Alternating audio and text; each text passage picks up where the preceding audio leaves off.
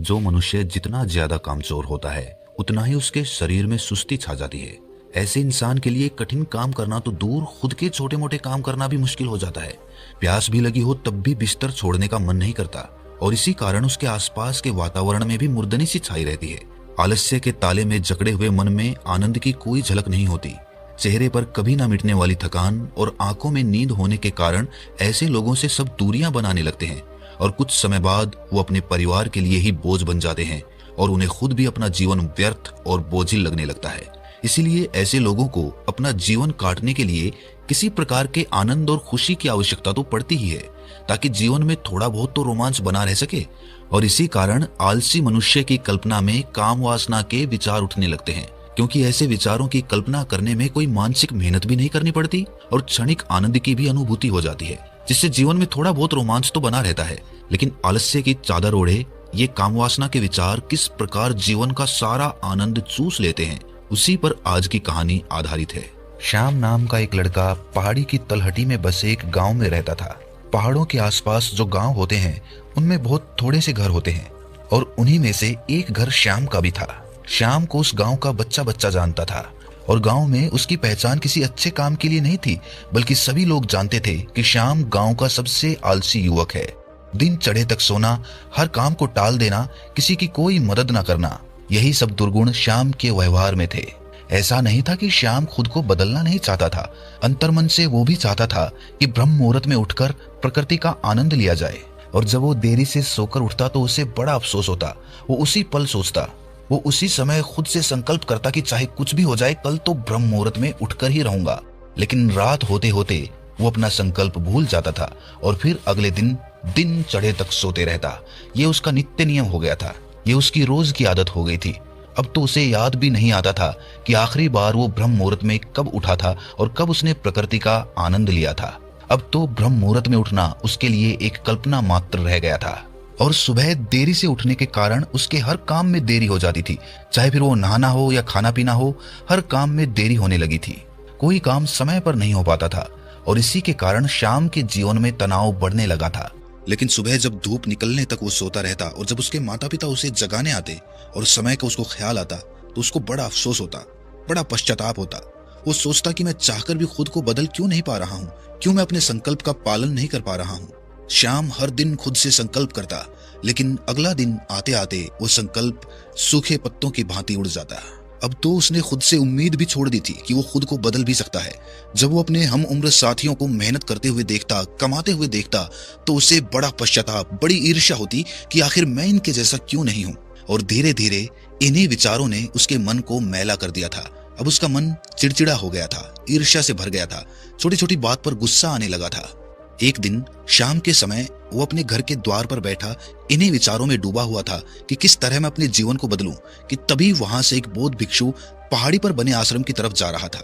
गांव की जो पहाड़ी थी उसकी चोटी पर एक आश्रम बना हुआ था और वहां पर एक बौद्ध भिक्षु बड़े शांत वातावरण में रहता था। वो रोज दिन में उस पहाड़ी की चोटी से उतरकर उस गांव में सामान लेने के लिए आया करता था। पहाड़ की चोटी बहुत ऊंची थी, बहुत थकाने वाली थी और शाम को ये देखकर बड़ा आश्चर्य होता था कि ये बौद्ध भिक्षु रोज नित्य नियम कैसे इतनी ऊपर से उतरकर सामान लेकर वापस उस चोटी पर चढ़ जाता है। ये तो सच में कोई अद्भुत बात थी, क्योंकि एक आलसी मनुष्य के लिए ये एक असंभव सी बात थी। उसे ये महसूस होने लगा कि इस बौद्ध भिक्षु के पास जरूर कुछ दिव्य शक्तियां हैं और अगर वो भी उन दिव्य शक्तियों को जान लेता है तो उसका भी आलस्य दूर हो जाएगा। वो भी उस बौद्ध भिक्षु की भांति अपने जीवन में मेहनत कर पाएगा, अपने जीवन में कुछ कमा पाएगा। लेकिन वो दिव्य शक्तियां क्या थी, वो कहां से उसे प्राप्त हुई, ये सब जानने के लिए उसे बौद्ध भिक्षु के पास उस पहाड़ी पर चढ़कर जाना था। अपने जीवन को बदलने के उद्देश्य से, अपने जीवन से आलस्य बिल्कुल खत्म करने के उद्देश्य से वो उस पहाड़ी पर अगले दिन ही ब्रह्म मुहूर्त में उठकर चल पड़ा। पहाड़ी की चोटी बहुत ऊंची थी। कभी कभार गांव का कोई इंसान महीने में एक बार उस पहाड़ी पर जाया करता था। लेकिन जब श्याम ने निश्चय किया कि वो अपने आलस्य से छुटकारा पाना चाहता है और उसके लिए वो बौद्ध भिक्षु ही उसे वो दिव्य शक्तियां बता सकता है, तो वो अगले दिन ही ब्रह्म मुहूर्त में उठकर उस पहाड़ी के लिए रवाना हो जाता है। और धीरे धीरे आराम करते हुए शाम तक वो उस पहाड़ी की चोटी पर पहुंच चुका था। जब वो उस पहाड़ी की चोटी पर पहुंचा तो वो पूरी तरह से थक चुका था, थक कर चूर हो चुका था। और जब वो उस पहाड़ी की चोटी पर पहुंचा तो उसे बड़ा ही आनंद महसूस हुआ। हालांकि वो थका हुआ था, लेकिन अपने लक्ष्य तक पहुंचने पर जो मजा, जो आनंद पैदा होता है, वही आनंद श्याम के मन में पैदा हो रहा था। आज उसे पहली बार एहसास हुआ कि मेहनत करने से कितना आनंद पैदा होता है। जब वो आश्रम में पहुंचा तो आश्रम के द्वार पर ही वो बौद्ध भिक्षु बैठे हुए थे। श्याम के वहां पहुंचते ही बौद्ध भिक्षु ने उसे संबोधित करते हुए कहा कि मैं तुम्हें ऊपर से बैठकर देख रहा था, तुम किस तरह आराम करते हुए अपने लक्ष्य की तरफ लगातार बढ़ रहे थे। ये देखकर मुझे बड़ी प्रसन्नता हो रही थी। चलो मुझे बताओ कि यहाँ पर तुम्हारा आना क्यों हुआ है? तुम्हारे मन में कौन से सवाल है जिनका उत्तर तुम्हें नहीं मिला? श्याम ने उन बौद्ध भिक्षु से कहा कि हे महात्मन, आप ये मत समझिए कि मैं बहुत हिम्मत वाला लड़का हूँ। मैं तो बहुत ही आलसी हूँ, लेकिन आपसे मिलने के लिए मैं इतनी नीचे से लगातार चलते हुए आ रहा हूँ। वो आप ही हैं जिन्होंने मुझे हिम्मत दी, जिनकी वजह से मैं इतनी ऊंची पहाड़ी चढ़ पाया। मैं अपने जीवन में कभी कल्पना भी नहीं कर सकता था कि कभी इतनी ऊंची चोटी चढ़ पाऊंगा, लेकिन मेरे मन के सवाल मुझे जीने नहीं दे रहे थे, इसीलिए मजबूरन मुझे आपके पास आना पड़ा। मैं आपसे जानना चाहता हूं कि इतनी उम्र बीत जाने के बाद भी आपके शरीर में वो स्फूर्ति, वो चपलता, वो फुर्ती कैसे कायम रह पाती है? कैसे आप रोज गांव में जाकर वापस इस आश्रम में आ पाते हैं? जिस चोटी पर लोग महीनों महीनों नहीं चढ़ पाते, आप रोज कैसे इतनी दूरी तय कर लेते हैं? अगर आप मुझे वो रास्ता बताएंगे तो मैं अपने जीवन से आलस्य को बिल्कुल दूर कर पाऊंगा। आलस्य के कारण मैं अपने जीवन से बहुत परेशान हूँ। पूरे दिन बिस्तर में पड़ा रहता हूँ और नाना प्रकार के ख्यालों की कल्पना करता रहता हूँ, और पिछले बहुत दिनों से मेरे मन में काम वासना के विचार लगातार चलते रहते हैं, जिसके कारण मेरे शरीर की प्राण शक्ति धीरे धीरे खत्म हो रही है। मैं बहुत जल्दी बूढ़ा होने लग रहा हूँ। मुझे किसी चीज में कोई आनंद नहीं आता, सिर्फ काम वासना को छोड़ दिया जाए तो। सिर्फ मेरी काम वासना ही है जो मुझे आनंद प्रदान करती है। जब भी मैं अपने बिस्तर में लेटता हूँ तो नाना प्रकार की सुंदर युवतियों के चेहरे मेरी आंखों के सामने घूमने लगते हैं। मैं अपने उन विचारों को रोकने का बहुत प्रयास करता हूँ, लेकिन जितना ही मैं रोकने का प्रयास करता हूँ वो विचार उतने ही ज्यादा मुझ पर हावी होने लगते हैं। कृपया करके मेरा मार्गदर्शन करिए, मुझे इस कीचड़ से, इस नर्क से बाहर निकालिए, वरना तो मैं एक दिन खुद ही आत्महत्या कर लूंगा। बौद्ध भिक्षु ने उसके आंसू पोंछते हुए उसे दिलासा देते हुए कहना शुरू किया कि आलस्य को हम खुद बढ़ावा देते हैं।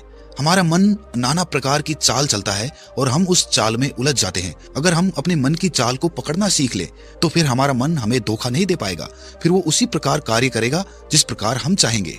अगर तुम अपने मन को 1 इंच भी जगह नहीं दोगे, कोई बहाना चलने ही नहीं दोगे, तो तुम्हारा मन तुम्हारा कुछ भी नहीं बिगाड़ पाएगा। फिर वो तुम्हारा साथी हो जाएगा। और इसके विपरीत अगर तुम अपने मन का बहाना मान लेते हो, अपने मन की चाल में फंस जाते हो, तो वही मन तुम्हारा दुश्मन बन जाएगा। आज जब तुम इस पहाड़ी पर चढ़ रहे थे तो तुम्हें आलस्य क्यों नहीं आया? तुमने खुद से ये सवाल किया? क्योंकि तुम्हारे मन के पास कोई बहाना ही नहीं था। तुमने अपने मन को बचने के लिए कोई जगह नहीं दी। तुम्हें पता था कि अगर तुम्हें वो तरीके पता नहीं चले जिनसे तुम्हारा आलस्य दूर होगा तो तुम खुद आत्महत्या कर लोगे। तुम अपने जीवन से इतना ऊब चुके थे, अपने आलस्य को दूर करने के लिए इतने लालायित थे कि तुम्हारा सारा आलस्य एक पल में खत्म हो गया, क्योंकि तुम्हें किसी भी कीमत पर अपने सवालों के जवाब चाहिए थे, और वो जवाब सिर्फ मैं ही दे सकता था, और मैं इस चोटी पर बैठा हुआ था। इसीलिए तुम्हें अपने सवालों के जवाब पाने के लिए इस चोटी पर चढ़ना ही था। हमारा मन तब तक हमें अपने बहानों में फंसाता रहता है जब तक उसे कोई दूसरा विकल्प नजर आता है। अगर तुम्हें अपने सवालों के जवाब अपने गांव में ही मिल गए होते तो तुम इस चोटी पर कभी नहीं चढ़ते, क्योंकि तुम्हारे पास कोई दूसरा विकल्प ही नहीं था। इसीलिए मजबूरन तुम्हें इस चोटी पर चढ़ना पड़ा, और इसीलिए कोई दूसरा विकल्प न होने के कारण तुम्हारा आलस्य बिल्कुल दूर हो गया। चाहे कुछ देर के लिए ही हुआ, लेकिन हुआ तो सही। जब तुम दिन चढ़े तक सोते रहते हो तब तुम्हारे मन में यही ख्याल होते हैं कि शायद मेरी किसी को जरूरत नहीं है, मेरे पास कोई काम नहीं है, इसीलिए जागने से क्या फायदा। लेकिन जब तुम्हें ये महसूस होगा कि चाहे दूसरे किसी को तुम्हारी जरूरत हो या ना हो, लेकिन तुम्हें खुद की जरूरत है, खुद को समझने के लिए ब्रह्म मुहूर्त में उठना, सुबह की ताजी हवा का सेवन करना, सुबह सुबह व्यायाम करना, वो तुम्हें कितना आनंद प्रदान करता है। एक बार अगर तुम्हें ये महसूस हो जाए तो तुम्हारे पास दूसरा कोई विकल्प नहीं रहेगा, और उसके बाद तुम्हारा मन तुम्हें अपनी चाल में फंसा नहीं पाएगा और तुम्हारा आलस्य बिल्कुल खत्म हो जाएगा। तो सबसे पहली सीख यही है कि अपने मन से बहाने बनाना बंद करो। कब तक खुद को धोखा देते रहोगे? अपने आलस्य को दूर करने के लिए भोजन का बहुत बड़ा उपयोग होता है। जैसा खाएं अन्न वैसा हो जाए मन। इसीलिए जिस प्रकार का भोजन तुम करते हो उसी प्रकार का तुम्हारा मन हो जाता है। अगर तुम बासी खाना खाओगे, बेवक्त भोजन करोगे, तो उसका अंजाम भी तुम्हें भुगतना पड़ेगा। समय से और शुद्ध भोजन करना बहुत आवश्यक होता है। और इसके साथ साथ ये भी ध्यान देने वाली बात होती है कि जितनी भूख हमें लगी है उससे 2 रोटी कम खाई जाए, क्योंकि जितना भरपेट हम भोजन करते हैं उतना ही आलस्य हमारे शरीर में प्रवेश करता है। आपने कभी ध्यान दिया होगा कि जब भी आप भरपेट भोजन करते हैं तो आपको तुरंत नींद आने लगती है। इसके अलावा अपने शरीर की देखरेख भी बहुत आवश्यक होती है। अपने शरीर को ना तो बहुत ज्यादा गर्म पानी से और ना ही बहुत ज्यादा ठंडे पानी से एक इंसान को नहाना चाहिए। इंसान को हमेशा ताजे पानी से नहाना चाहिए और ताजे पानी से नहाने के बाद कम से कम सप्ताह में एक बार अपने शरीर की सरसों के तेल से मालिश जरूर करनी चाहिए। इससे हमारे शरीर की त्वचा खुलने लगती है, उसका रोम रोम जागृत हो जाता है। ताजी हवा हमारे पोर पोर में समाने लगती है, जो हमें एक नई ऊर्जा प्रदान करती है। इसके साथ साथ ये भी ख्याल रहना चाहिए कि हम अपनी नाभि में तेल अवश्य लगाएं। रोजाना नाभि में तेल लगाने से हमारी सभी नाड़ियों को पोषण मिलता है, जिससे कि रक्त का प्रवाह हमारी नाड़ियों में सुचारू रूप से चलता रहता है। इसके साथ साथ अगर शरीर में बहुत ज्यादा आलस्य है तो सुबह ब्रह्म मुहूर्त में उठते ही तिल के तेल का कुल्ला जरूर करें। 2-3 बार कुल्ला करने से आपके शरीर में जो भी अशुद्धि होती है वो बाहर निकल जाती है और उसके बाद आपका आलस्य बिल्कुल खत्म हो जाता है। यहाँ पर एक बात समझने वाली ये भी है कि सिर्फ खान पान से और शरीर के रख रखाव से आलस्य पूरी तरह से दूर नहीं होगा, साथ ही साथ तुम्हें व्यायाम भी करना चाहिए। इसके साथ योग अभ्यास और प्राणायाम भी बहुत आवश्यक होता है। इससे तुम्हारे शरीर की मांसपेशियां पूरी तरह से खुलती हैं और एक बार अगर तुम आलस्य के चक्कर से बाहर निकलकर असली आनंद का मजा ले पाए तो फिर तुम्हें किसी सीख की कोई आवश्यकता नहीं पड़ने वाली, क्योंकि जहाँ पर हमारे मन को आनंद मिलता है वहीं पर हमारा मन अपने आप दौड़ा चला जाता है। और याद रखना, अगर तुम आलस्य में भरे रहे, अपने बिस्तर पर पूरे दिन पड़े रहे तो तुम्हारे अंदर काम वासना के विचार उठेंगे और तुम्हें ऐसा प्रतीत होगा कि यही जीवन का असली आनंद है और तुम उसमें डूबते चले जाओगे और अपनी प्राण शक्ति को यूं ही खर्च करते रहोगे।